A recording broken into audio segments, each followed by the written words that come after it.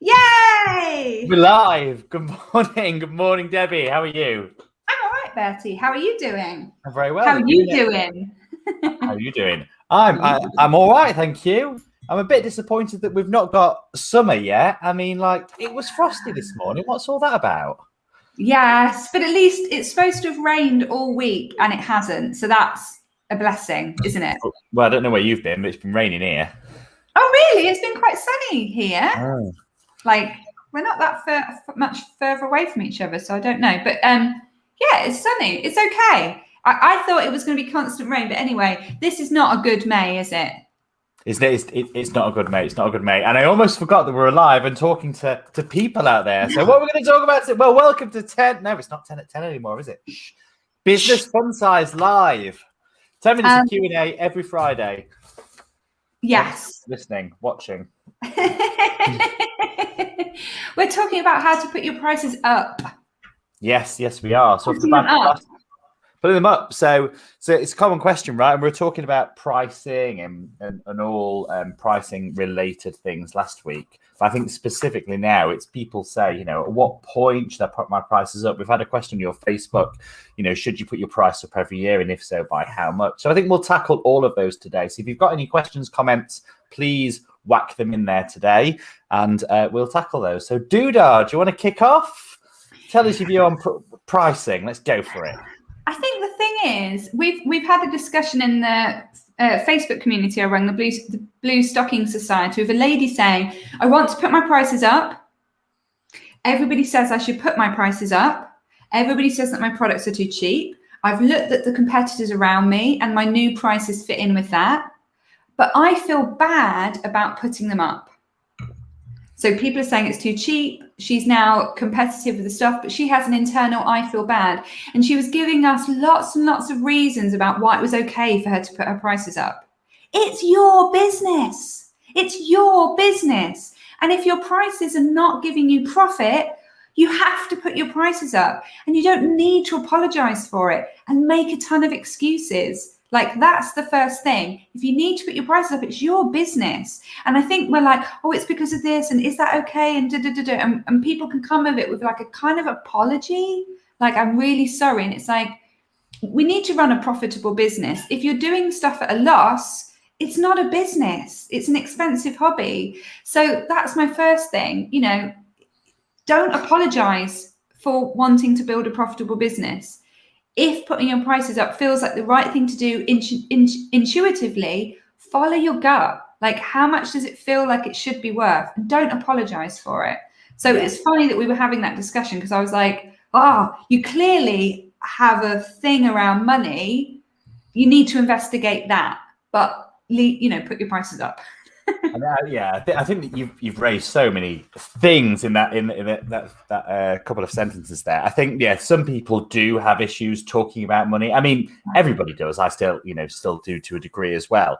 And especially when you're charging for yourself, when you're charging for your own services. And this is what we were touching on last week, right? It's like you forget the impact that you can have with someone. I've had some feedback just this week on not necessarily that I was undercharging, but I wasn't getting across the value of what my services were doing. It isn't just the hour of speaking to someone. It's all of the stuff that you sort of, all the experience that you bring to the table.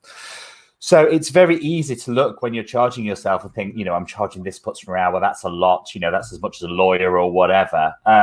But it's not just that they're paying for. They're not paying for that hour of time. The people are paying for something different. So I think you've got to get comfortable with that first. And I think unless you can't, you're never going to be able to increase your pricing anyway. Yeah. Right. And that's specifically what we're talking about today. I think in increasing your pricing, it all depends whether you've got a product-based or a service-based and what your supply versus demand is. I mean, I've spoke to people who are literally run off their feet and can't fit any more customers in, yet are still struggling to pay the bills. Yeah, what's that all about? Exactly. You're in demand. What do you do? Well, can you fit any more customers in? No. So the only logical thing to do there is to put your prices up.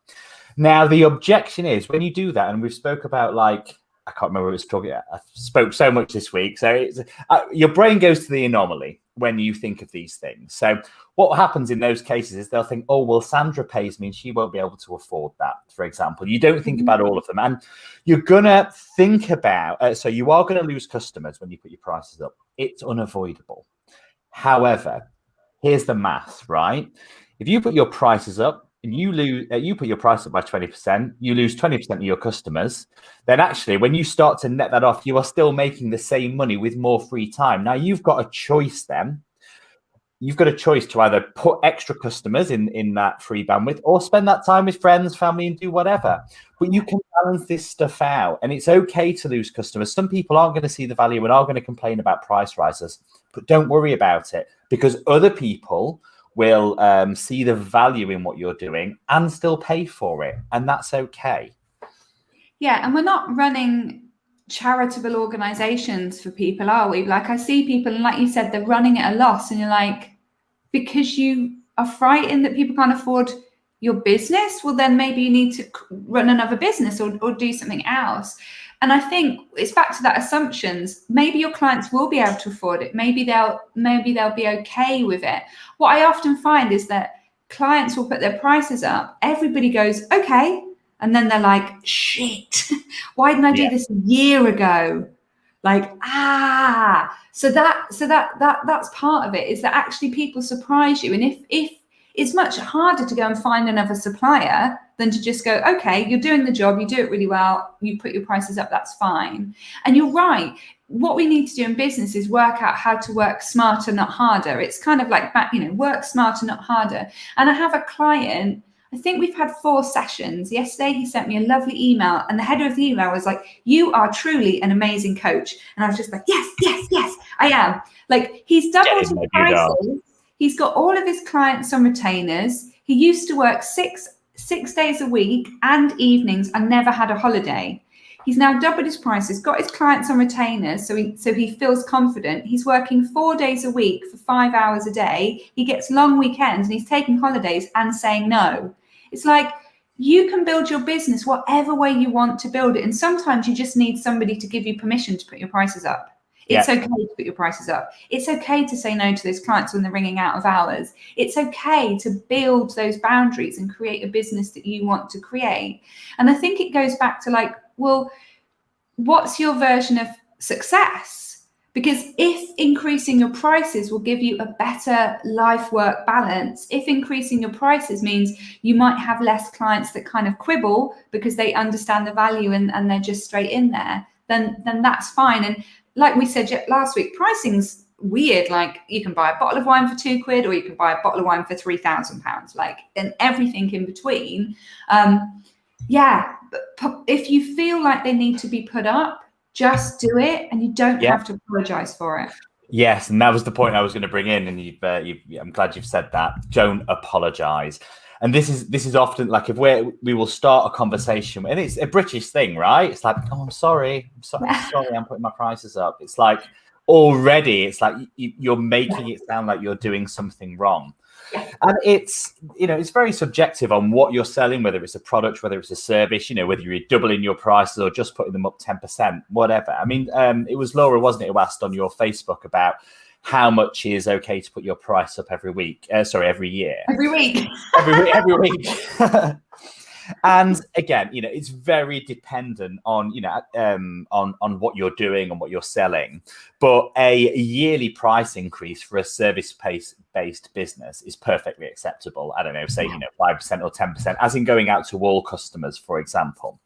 The way that I treat my pricing is a little bit different. I generally do it on supply versus demand. So when I get to a certain level of customers, then I generally overall put my prices up, but only to new people coming in. So the people who are still paying that, exempt of like yearly price rise of, again, like 5-10%, whatever, will still be on that tier. When people leave that tier, I don't then resell that price at the lower price. It just frees up capacity, but then it goes into the newer price. And that's how I've tracked my pricing. So my prices overall have generally increased. But if someone's been loyal to me and been paying from the beginning, then they're still pretty much on the same rate that they're getting. And that's how I work my pricing and price rises, which I think is fair.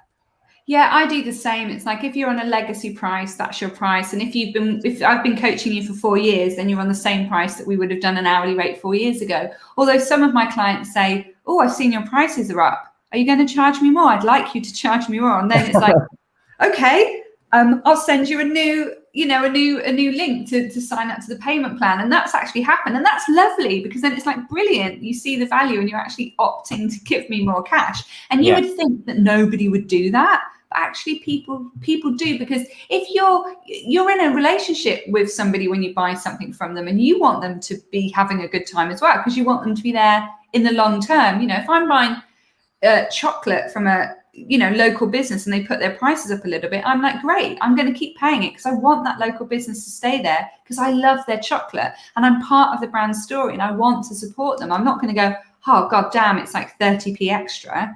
I'm gonna stay loyal to that brand. And I think maybe if you do put your prices up, you could do it at the financial year, couldn't you, around April? Yes. Because that's at the time when everything becomes a bit more expensive. My council tax is more expensive, like petrol's more expensive, like everything goes up in price. And we don't go into the supermarket and go, oh my God, beans have gone up £4 and start throwing a wobbly. In that environment, we just accept that there are price rises, and our customers will too. It's us that put the emotional element into it. Yeah. And it is all about communication and transparency and things like that. And, just being really clear, yet without apologizing. Yeah, and you could, I know some people, one of my clients makes these beautiful leather-bound notebooks. So he sent a letter out to all his customers and said, the notebooks are going up in price. However, you've got a month to buy the notebook at the current price if you want to, or, buy refills and stuff. That gave him a surge in orders, and then his business is still profitable and new customers have carried on going. So you can decide, do you keep customers on legacy prices? Do you give them a window to buy at that price? Do you let people know about your price rises, or do you just rise them and not mention it? Heinz Baked Beans don't send out a memo to everybody going, they're 2p cheaper this year. They just put the prices up. So it's your business. So this is the thing. It's your business. Yeah. And you always think that you will lose customers when prices go up. And they don't. I mean, I'm putting up commission charges on Fill My Belly from like 10 to 11%. You would think, because it's quite, that's like a 10% price increase. Literally, like a couple of people complained, out of like 2,000 restaurants. It just doesn't. It's, but in your head, it's such a big deal, because that's going to have such a big impact on the business revenue. That was essentially increasing the business turnover by 10% overnight. Something as impactful for that, but the consumers didn't really, they weren't really that bothered, not the consumers, the restaurants. So sometimes you can create these scenarios in your head about all of this backlash that actually people don't care. And in what you were saying earlier, Debbie, I think it's a real example. Sometimes, like, if you've been with a customer for so long, you've helped their business grow, they're actually thinking, I should be paying Debbie more. So that's almost an opportunity to pay you for what you're worth, for actually the impact you've had on their business, right? Yeah, and that's a good thing. The other thing I wanted to say is, the worry about putting prices up is based on fear. Yeah. It's fear, isn't it? It's a fear that all your customers leave you, that your business will fail, that you'll not be able to pay your mortgage payments, that you'll end up in a cardboard box and you'll become a drug addict and then you'll die, or whatever your example of like worst case scenario is. We don't want to create business decisions based on fear. Like, that's such a negative state to come from. So we need to trust that people love us. We need to trust that our products, our services give people value. We need to trust that people will be on that journey with us and not dig into the fear. And really, when you're feeling fearful, dig into that. Why am I fearful? What's the thing behind that? Can I unpick that and look at that a little bit more? And the other thing about pricing is just put it up a little bit. You might not be able to just double your prices. You might not want to double your prices. It might feel insane, but you can put it up a little bit. And each time you put them up, it's like, building muscles, isn't it? You just get more confident. Oh, people will pay that. Oh, people will pay that. And you can just, inch it up little by little until you get to a point where you're like, this feels good. I'm not overworked. I've got clients coming in. I can pay my bills. Maybe I can save for a pension. Life is good. And that's what we want from our businesses, isn't it? Life is good. It is, and don't worry. Don't worry if some people do cancel. Some people do leave. Like, let's just say you had 50 customers and you lose 3 by putting your prices up. You'll naturally think, "Oh shit, I've lost 3 customers. Like, what am I going to do to get them back? Like, it was the worst thing." You've got 47 customers that have just accepted and agreed to that price rise, right? Those 3 customers, there might have been other reasons. They might have just been waiting for an excuse. There could be something. And then, because some people don't like delivering bad news. So they could have been thinking about cancelling for a while and almost just needed you to give them something, an excuse. And that price rise could have been it. It could have been anything. Giving them permission to leave. Yeah, you're giving them permission to cancel. We don't like, and I think it probably is, another British thing. We don't like open, honest conversation. We don't like difficult conversations. We will do anything to avoid that sort of stuff. So it's always better. It might feel awkward and icky to begin with, just to have that conversation. Say, actually, Debbie, I'm putting my prices up, but having that rather than just sending Debbie an invoice with the increased price. Yeah, we need to be transparent and honest, don't we? Exactly. So it's always better to be clear and without being apologetic. Yeah. So no apologies. Put your prices up. Have a good time. Release yourself from fear and build a business you love. Exactly. Well, I hope that has been helpful for you today. That's our Business Funsize Live. As always, you know where we are. If you've got any other questions, comments, whatever, do get in touch. Anything else you want to say, Dudar? Nope, that's it. I'm done. Drop the mic. Well, thank you very much for watching live. Thanks if you're watching on the replay. And if you're listening on the podcast, thank you very much for listening as well. We'll see you all again next Friday, 10 o'clock for 10 minutes of Q&A here at Business Funsize Live. Goodbye. Bye.